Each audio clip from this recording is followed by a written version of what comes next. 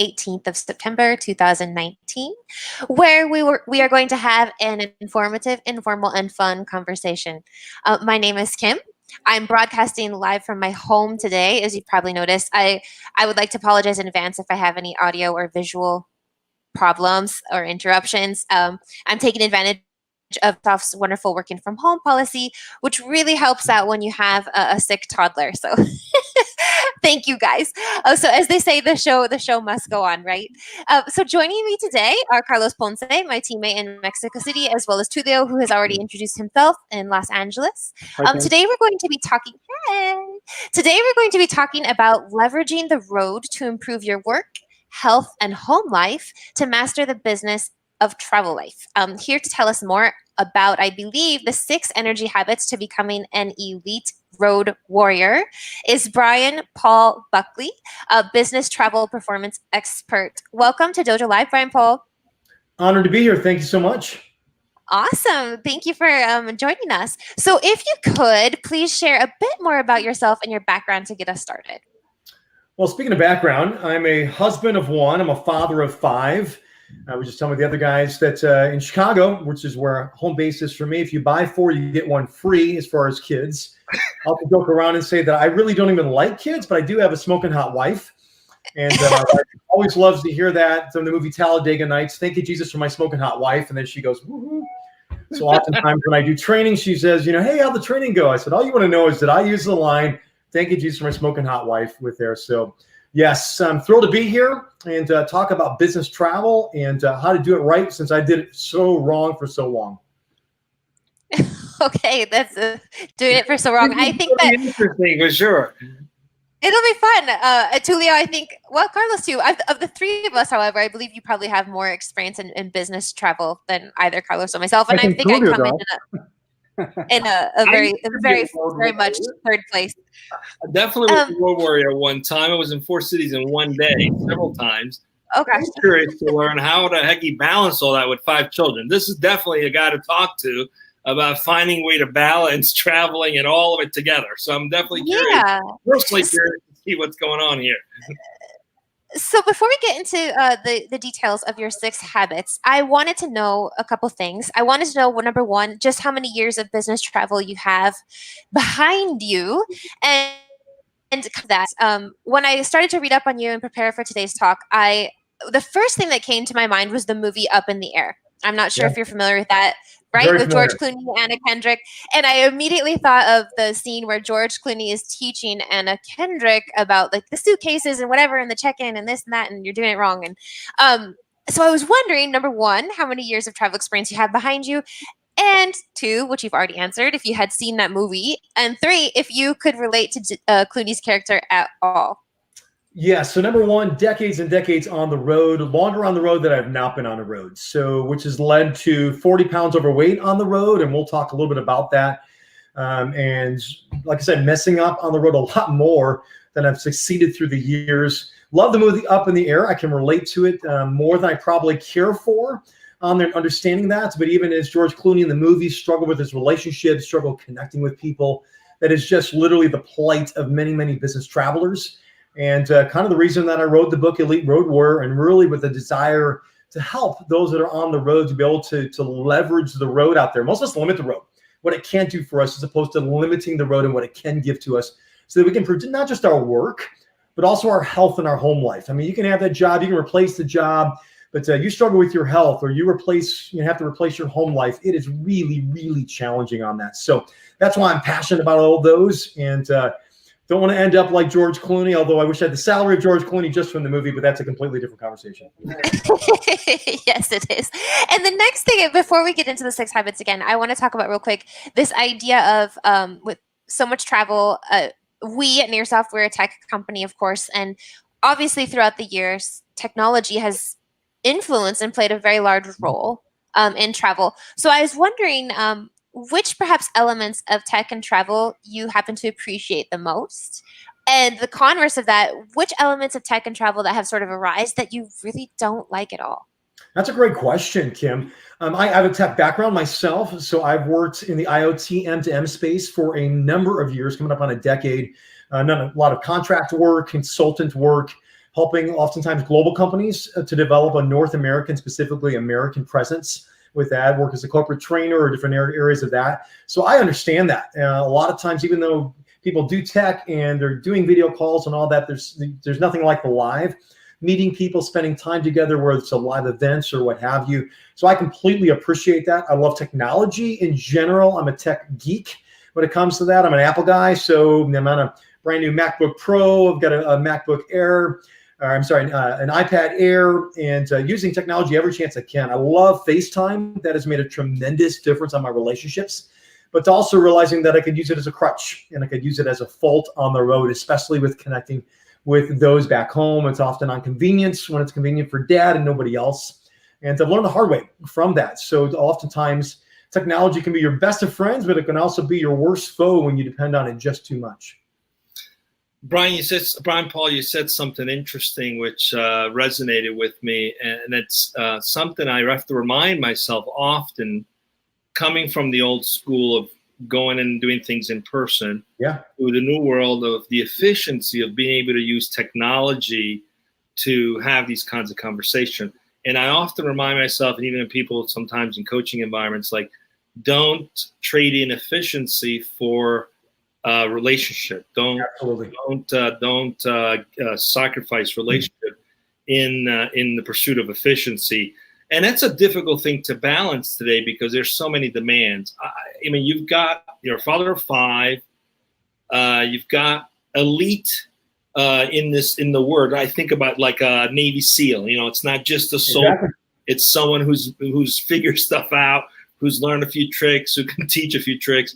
So tell us a little bit about what it's been like for you that led up to writing this book, and first of all, and you know, what lessons you've learned along the way that prompted you to want to do this, to want to share the stories with other people. Well, first of all, I would like to comment on what you just mentioned earlier at the very beginning with technology and being in front of people. You know, it's amazing when I email somebody or I call somebody or even a video call, whatever it is, the relationship is, well, it's not real. It's not tangible. As soon as you meet someone and have a conversation with them, it's amazing. It's a game changer. The next time I email them or I call them of what that relationship develops, the responses are quicker. There's a connection that's there. So leveraging that in person, I'm going to go old school on that one. So that's a big, big thing. You know, really, to be honest with you, kind of where the whole premise of Elite Road Warrior, which is right there, and the word elite, you think about elite athletes, you think about elite performers, you think about elite musicians, elite CEOs. It's people that are not only who have gotten there, you know, let's think an all-star status, they've stayed there and they've maintained that. That is elite. Somebody who does something 1 year or 2 years is not considered elite.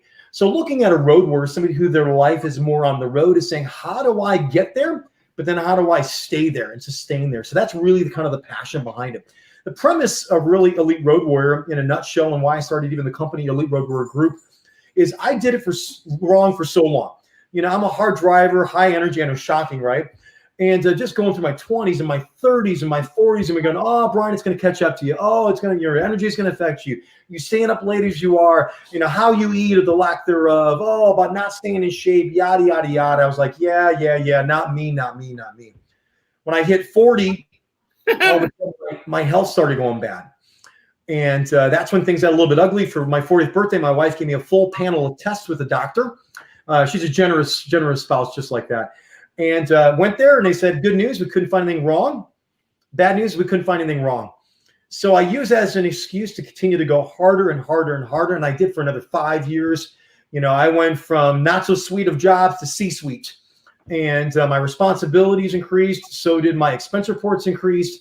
So did my waistline increase. So did my stress increase, to the point where finally, when I was 45, my body completely shut down, guys. I mean, like, I was so sick that those close to me looked me in the eye, pulled me aside and said, are you terminally sick? Are you really, really sick? And got to the point where I was not functional, just not functional. Took me off the road for a number of months and had some really, really hard recoveries. And I realized how bad things had really gotten, not just with work, but also within my health and specifically in my home life.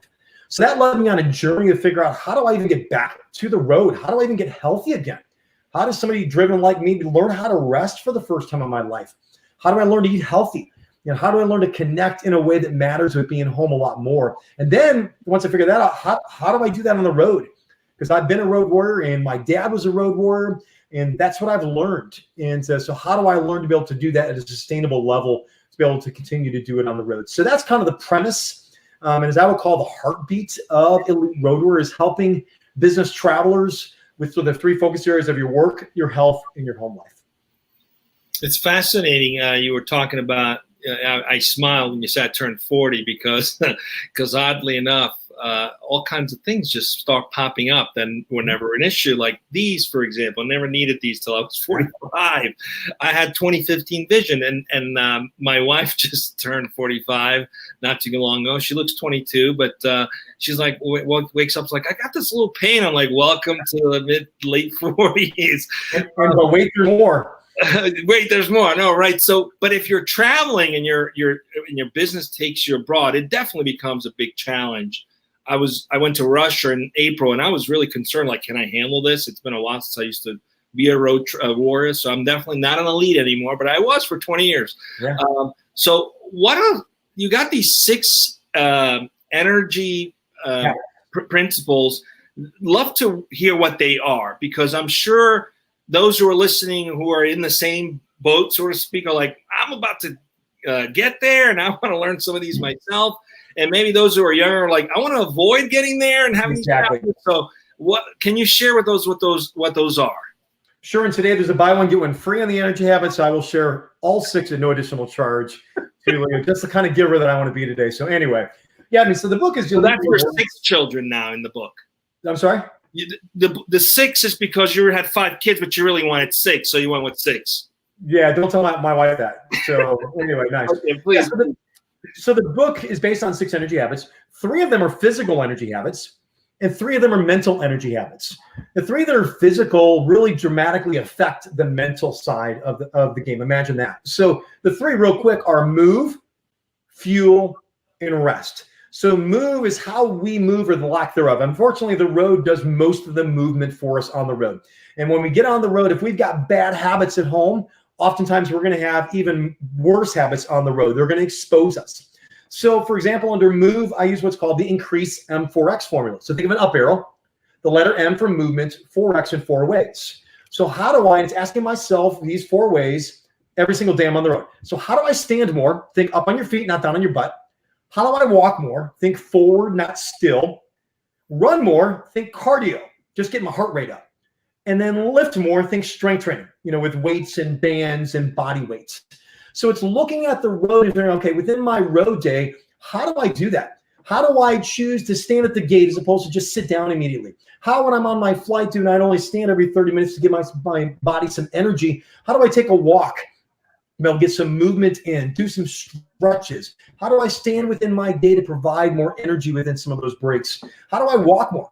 That's one of those things. One of the principles we teach is, why don't you stay at the 2nd floor in the hotel room, and after you take your carry-on bag up to the 2nd floor or whatever floor you're on, the elevator is officially out of order for you.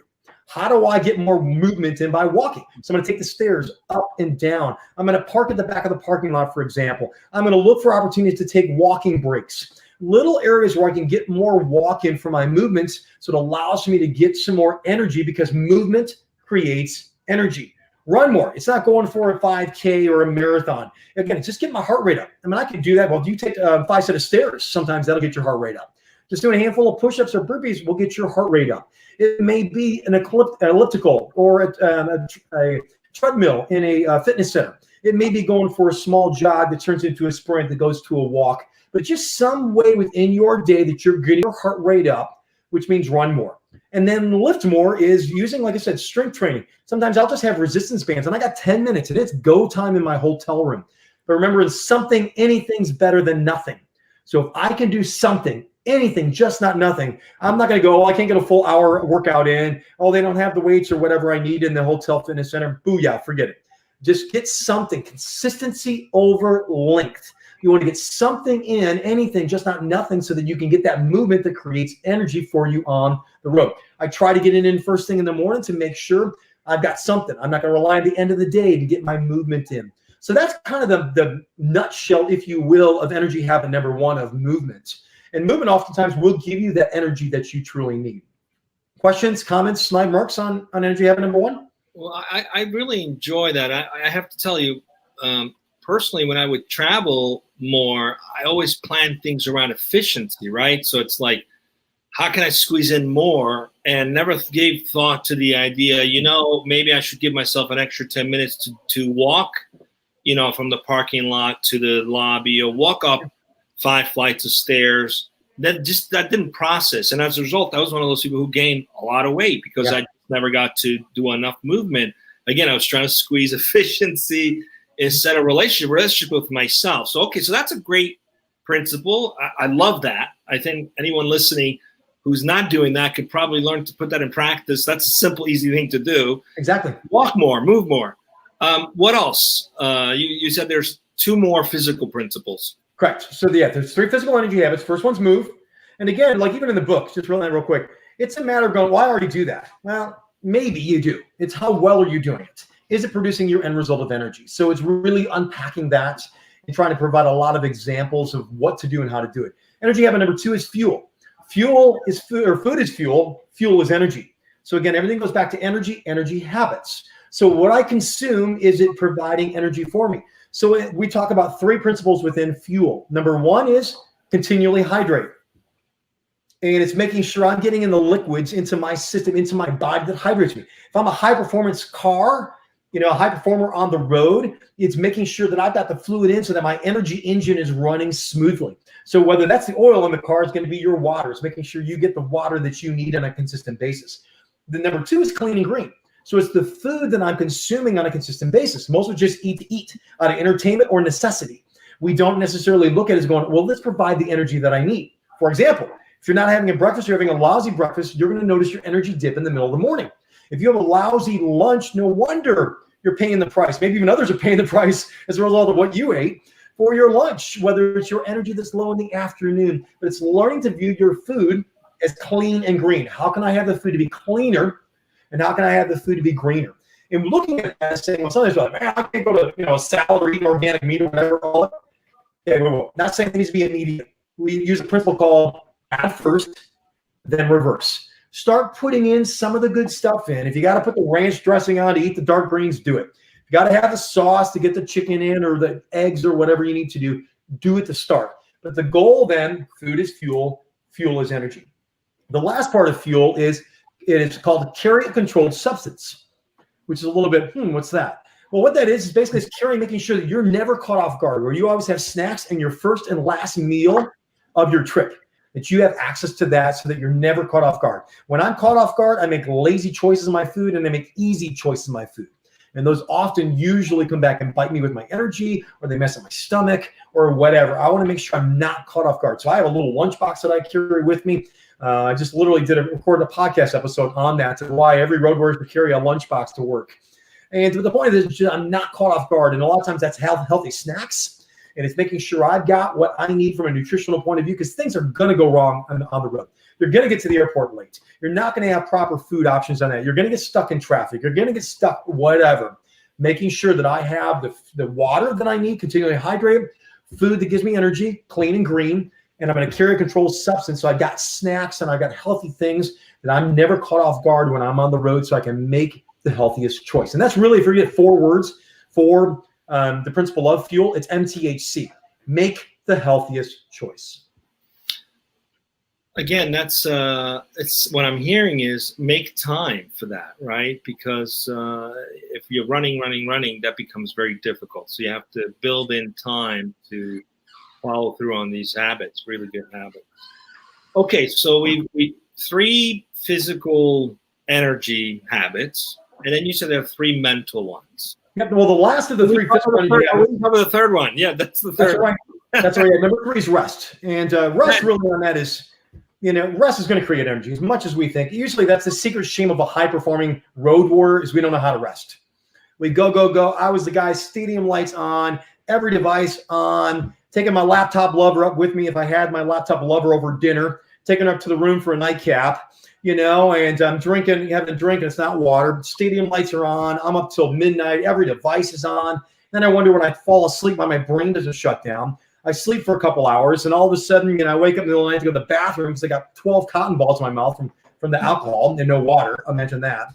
And then I fall asleep, or at least try to fall asleep, and wake up a couple hours later sharp as a bowling ball. And for me, when I crashed, I had to learn how to sleep. I was the 4 or 5, maybe 6 hours of sleep at best. I slept less on the road. So it's learning how to sleep. But with sleep, it's not how to sleep more. So I want to improve my sleep that I get, not increase my sleep just first. So a lot of times we may only have 5 or 6 hours. So let's make the best of that. So we talk about in the book, how do you do that? How do you improve your rest before you increase your rest? Second part is breaks. I define a break as move the body, rest the mind. Move the body and then rest the mind. Most people do the opposite. They move their mind. They go from the computer to their phone, and then they still sit on their butt. They don't move at all. And it's learning on the road to move my body and rest my mind. You can do that with micro breaks, mini breaks, max breaks. We give a lot of examples in the book. Last one is downtime. And it seems like on the road, we're always on, which is just downtime is I'm always on. Downtime is defined time to be, not to be on. So it's looking for opportunities to be able to find some things, whether it's a half an hour, that you can do just to be, not to be on, to allow you to have some more energy. For example, I was in the Bay Area last week, and I went and caught a San Francisco Giants game just for a couple of hours. It's a cheap seat, and it was around 20,000 people that I didn't have to talk to at all. But it was just time to be, not to be on. Hitting a Barnes & Noble for half an hour and getting a hot tea or whatever, just some time to put some energy back into me. And that is what rest is. So it's sleep, breaks, downtime is the last of the 3 physical energy habits. So my old practice of getting sleep on a red eye was probably not a good idea. Probably not. I was not there with you, Tulio, but between us girls and the way I used to do red eyes, I was red eye for a number of reasons, if you know what I'm saying. All right. So we got the 3 energy habits, physical energy habits. Right. And then you talked about the 3 mental habits. I'm going to probably guess these are the toughest ones. Yes, often enough. Now, okay. Number 4, which is really the first of the mental energy habits, is why we're on the road. It's to perform. The problem is most of us don't perform at a high level. We act like we're this high-performing vehicle and we're a 1999 beat-up Toyota Camry work car. We don't take care of it. And as a result of that, it affects us on the road. And we may not see it right away, but we know, especially if we really try to perform at a high level, are we doing it? Are we getting better or are we getting worse? Is our energy dropping throughout it? So it's learning how to have a road plan. So road plan is how do I find and work in the margins on the road? We know there's certain times of the road rhythm, and I call it road life, of where we can work and where we can't. But a lot of times we don't work in the margins very, very well. So it's learning to have a road plan, looking at your plan of your road day and knowing, okay, first of all, how do I implement the 6 energy habits on the road within that given day? But then also, 2, how do I make sure that I work in the margins? So whether it's time blocking, where I'm looking at going, okay, if I get a 20-minute time block, instead of going all over and randomness on there, I'm going to go through as many emails as I can. I'm going to take the first 2 minutes, and I'm going to see, okay, what are my most important emails? I'm going to start knocking those out. I may have 15 minutes to make some phone calls. I'm going to look through all the calls that came in. What's my number 1 call I need to make? How do I figure that out? It's learning to take those principles, but leveraging what we do at home or work in an office, and how do we put that in bite sizes on the road? That's a road plan. Block and tackle is figuring out how do I do that? Like when I actually get on the road, teams that don't block and tackle well in football lose games. Penalties, they don't do well. So it's when you get into those margin moments, how do you maximize that time on the road? And the last of those 3 is going to be energy pacing. Our energy doesn't stay the same all throughout the day. And a lot of times that's dependent upon movement creates energy, rest creates energy, fuel creates energy. So it's figuring out, how am I doing? Am I not resting? What can I do? Sometimes my task doesn't equal my energy. And it's going to take me twice as long. It's going to be half as good. And then I get to do it all over again. So it's learning how to pace your energy on the road with how you're wired. That is energy habit number 4, perform. Excellent. So we're coming up on time soon. I want to cover the last 2 and open it up for anyone that might have a question as well. So Carlos, if there are any questions, please interrupt now and submit it. And so we definitely want to make time for the last 2 because it's very informative, and I'm certainly taking a lot of mental notes. And I'll be picking up that book soon. So as soon as we're done with this, I'm placing my order.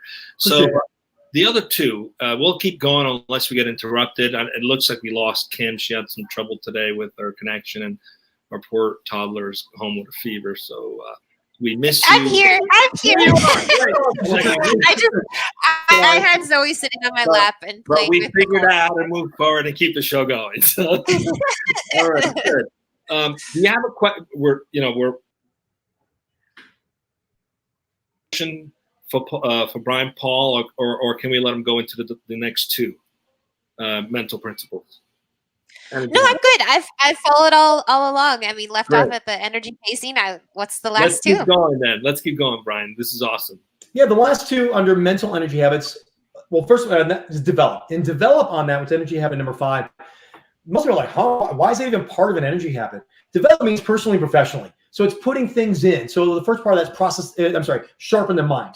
So it's reading a book like Elite Road Warrior. It's listening to the audiobook of Elite Road Warrior or something else like that. It's following your podcast. It's things like that where I'm putting things in that help me personally and professionally. And I hear excuses all the time, and I don't believe it one bit. I got a 30-minute drive to my airport, 30 minutes for me to listen to something. I get on a plane. I got a choice whether I want to read something. In the morning when I'm working out, my podcasts are similar in length of yours. I got time to do that. It's a matter of, do I make the time? Nobody has time. You have to make the time. And if we plan to sharpen the mind, we'll know where to put it. But the second part of that is process the thoughts. So once I get everything in my mind, how do I get it out? So it's learning to process the thoughts. And that is what I call through think space, just getting all those ideas and those thoughts onto paper. It's also learning to figure out what are ways that I can plan. What's the follow-up I need to do on the road? What is an idea that I have that I need to follow up on? All these little ideas that I can do, and I've got one central location that I can put that in. In my case, it's called the Elite Road Warrior Journal. The last part of that is I sharpen the mind, I process the thoughts, and then I monitor the heart. The longer we're on the road, the more cynical we can get, the more apathetic we can get, and oftentimes, we come home pretty grouchy. We come home and not really making sure that our heart's in a good place. So, for example, with that, I've got a journal that I journal 9 questions every single day. They're simple questions. It takes me 5 to 10 minutes. But it helps me to look back. What happened yesterday? What were my biggest wins? What lessons did I learn? Looking to go, who or what am I thankful for? How am I feeling right now? Like really feeling right now? What am I looking forward to today? Today's highlight. What are my big 3 that I hope to accomplish? And what am I going to read and listen to? And something like that, just those 5 or 10 minutes really allows me to monitor the heart. So develop is one of the most difficult ones on the road because oftentimes we don't do it at all. We move and we eat and we sleep. We may do them all poorly. We're there to work. We may be horrible at work, but we may not develop at all beyond reading a work email or whatever. And we're talking about how do we improve ourselves personally and professionally. That's energy habit number 5, develop. Sounds like great advice. I mean, obviously introducing consciousness into the process of even being on the road and just feeding your mind and your soul and, continuing to keep the brain going. So what's the 6th one? What's the 6th one? 6th one is called connect. And I love this because that has to relate to them right there. I did that wrong for a long, long time where I just did not connect. I was what I call a checking guy, not a connecting guy. I responded via text when it was convenient for me. I called the family when it was convenient for me. Oftentimes at bad time, it was dinner. My wife's working on homework with the kids or trying to get them out to soccer practice or football or whatever. But it's learning to be able to connect in a way that matters. But then leveraging the road, doing things differently that I wouldn't normally do. So for example, I created what's called the Flat Kiddos with the concept of Flat Stanley. So right here's Flat Caitlin and here's Flat Caleb. Yeah. So I do all kinds of crazy pictures on the road to let them know my kids that I was thinking about them. I do postcards for my older kids. I do a ton of video stuff, but I do things that I'm leveraging the road to connect with my kids. With my wife, I created this right here. What's called the Not Forgotten Journal.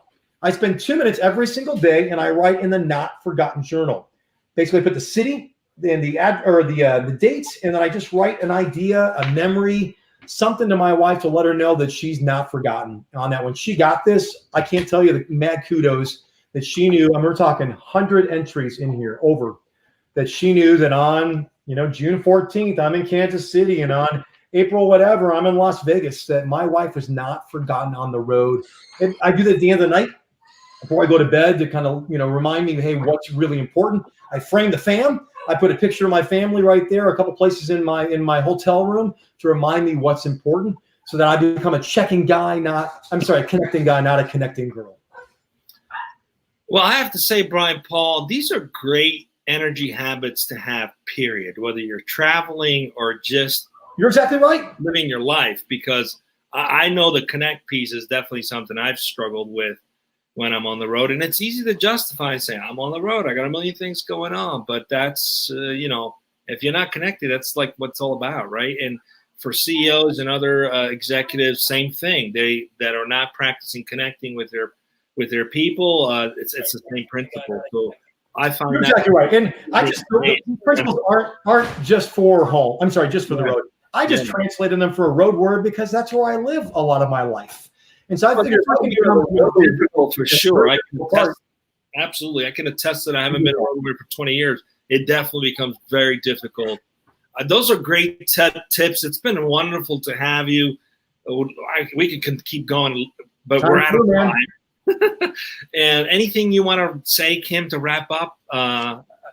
Well, I did have one last question. I loved your connect ideas, your flat children and the flat journal to your wife. Yeah. I was wondering if your family reciprocates this.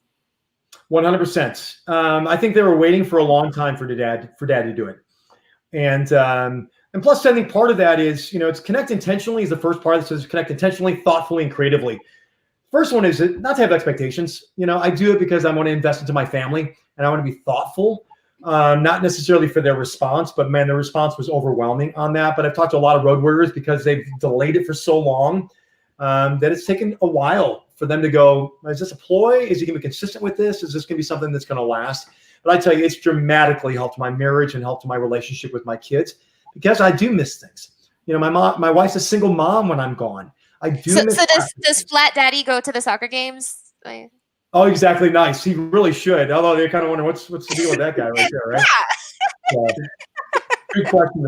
Good question. I really love this idea of connect. I listened to, I think it was a video at one point, and it was saying, if you're going to go on the road for a few days, date your spouse the night before. Remind them that they matter. Like, what a great practice. So that gives you an opportunity to have a lot of dates if you're a road warrior. So it's all perspective. Really appreciate it. I'm definitely picking up the book because I think those are great tips. It's available. It's available on audiobook form, which is by Audible. So Amazon owns Audible. So there's the Audible version of it. There's the hard copy. There's the print.